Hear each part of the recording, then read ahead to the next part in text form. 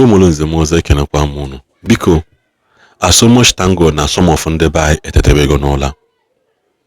Kedu ihe men ji ekwu ya anụnwa? This particular video kete na akwado ine keta bụ video mfo na social media nwe comment ya ihe m chọrọ ikwu n'ọnụ kita. And that thing brought a lot of reaction and the people started seeing it from that dimension. Biko nudodo achọrọ m ka ya gafa.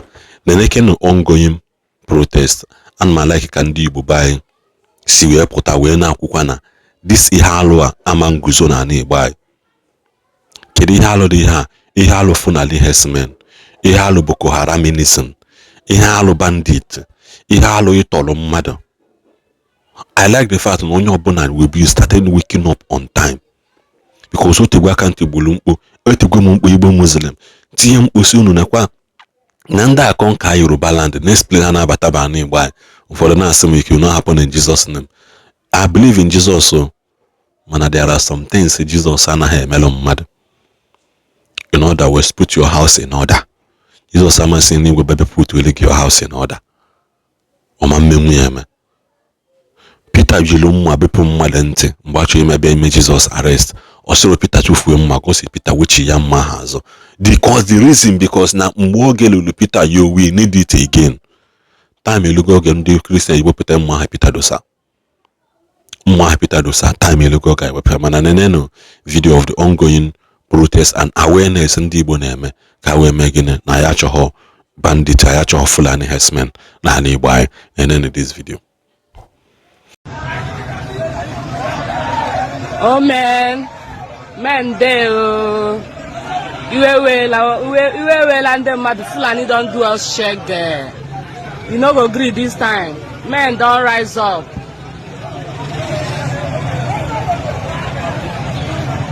Men don't rise up.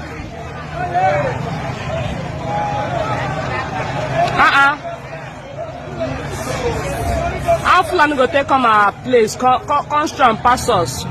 Falana pa ala papa pa Fulani beba abịakara anyị ike. It's not possible now.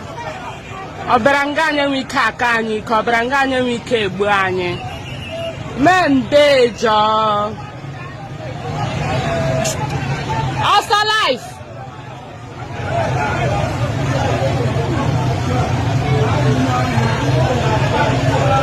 Men dey, but I go.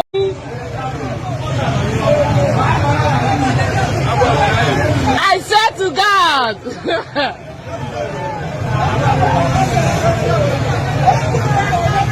I say something or nothing. Only as obodo. Men don't gather morale. These people no go do us anything.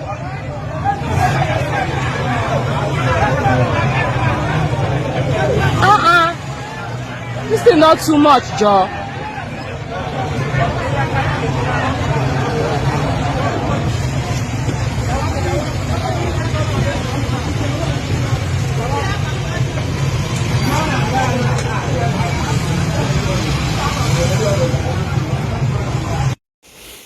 Thank you for watching.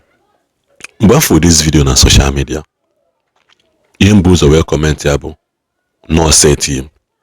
Ọzọzi kita ndị amị atagi ha ESN, tagi ha IPOB, kpọ ha terrorist organization. Ohe ndị amị ya akpọ ha ka wee nwee opportunity ha iji wee bata na ana Igbo anyị. Mana ịmago mpụta na-ekwu ya na-asị ndị be anyị biko n'udo ka ide ji n'aka anyị emete ihe na thank God that na ndị amị protester without raising any flag there, without erase any flag of anything. Mana anyị na-anọ n'ugwu Hausa, ndị ugwu Hausa chọrọ ime protest nke ha eji flag ndị Al-Qaeda, ha eji ndị nke Palestine, ha eji nke ndị ISIS, ha eji nke ndị Boko Haram, ha na-eji flag of all the whole terrorist organization including their sponsors pictures, raising them up na not how we make a make well draw attention of the world. Nobody will tag them terrorist people. And when they tag has and happen there and happen does. Ikumi na comment section for this video say those who very soon watch yanda make it. You can download that video, edit here. We're again Nandi terrorist ESN terrorist organization ebido kwa n'ọzọ. Just watch and see. mana ọ kakwa mma bụ na ka a na-ekwukwa nke a ka a na-ekwu nke ọzọ. As onye Igbo ịbụ, what is your primary duty? Ogwuru na ịma mpụtanwu join na protest n'ike adịrọ gị, ọ na-atụ ụjọ ndụ gị. What is your primary duty of ịgwa ndị be anyị or ịgwa ndị bụ unu si ka nna nekwa na ihe a, I am not in support of it. I have known people who have known my stand when it comes to Muslim thing na Igbo aka m adịghị ya. Mma ha nọ nwe weta onye ugwu na-ebu bọmbụ na arụ egbu mmadụ. Onye ugwu, average onye ugwu na-eti isi a na-amara the difference between onye Igbo na-eje ụka na onye Igbo na-eme omenala.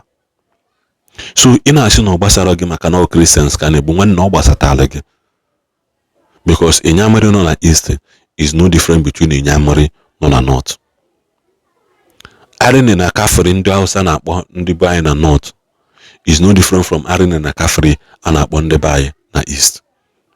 So where then do you think that you have exempted yourself from the upcoming disaster and danger that lies ahead if not well contained? Kedu ka ihe esi wee gbaghalụ? Kedu ihe ihe emenwu on your own? Kedu nke iji aka? Kedu nke ihe emepụtanwu? Kedu ka ihe esi wee gbanala ajọ ihe na-akwado ịbịa? Chikọbala school na-egwusi na ụjụ nwa nkịta isi ọtaba ma onye nwe ya. That na ihe a na-eji ka ekpube ihe alụ okpezi na ihe alụ kwere ọchịchị ọchịbụ onye ọbụla. That na ihe o ji jikwala mkpa bụ ka alụ wee welekwa inwe ike wee guzo ebe ọ na-achọ iguzoro n'ugbu a. Abụ Muslims nkwụrụ ọtọ gegide egwu Chikọbala nsị Chikọbala ka gụlụ egwu a mgbe obodo dị mma. Kezi ihe ọ ya agụ kịta obodo na-agbagara ya. As of then ha feel na ihe dị njọ. Kezi ihe ya agụzi kịta, that whereby a family of 3 cannot manage 1 million naira buying food items alone in 1 month. 1 million. Kedu akọngwa nke bezu, there are so many ndị ọcha bigidego n'ụwa ha n'obodo Igbo bicha nwụọ emetụ ha $1 million aka wee. Yes, most of them na-emetụ aka bụ $100,000. Still they live comfortably with it, they contain themselves with it. Manaketa 1 million naira is equal to 100,000 of 1995. It's equals to 100,000 of year 2000. That a family of 3 cannot successfully manage 1 million naira. Somebody in a month buying some food items minus fuel, minus data, minus hospital malaria typhoid, minus ikpu isi, minus ike isi, minus igo maka ụmụ necessary basic things you need. So buy food items alone. Onye na-agwakwa gị na ihe enwekwa rice na be gị nwee beans, n'ọzọ iji ahịa gote tomato, gote azụ, gote maggi, gote nka, gote nka. As a family of 3, 1 million naira is all minus school fees. Minus school fees isi n'obodo dị mma. Ogwome na onye soro kpobi ihe alụ ikpu eze mgbe ihe alụ ya were ọchịchị ọchịbụ onye ọbụla. Just na ka ndị APC si ebe akwa one after the other. Ọ bụrụ maka alụ ha guzobe 10 years ago, ụfọdụ n'ime ha 15 years ago, ụfọdụ n'ime ha 80 years ago bụ ihe na-ata afụfụ ya today. So biko ka ị na-efu vidiyo anyị, the only thing ya eme dewe bụ ọ bụrụ na ike adịrọ gị ghọta ihe a na-ekwu, share it ka onye ọzọ wee fụ. Ekenekwa m ọnụ.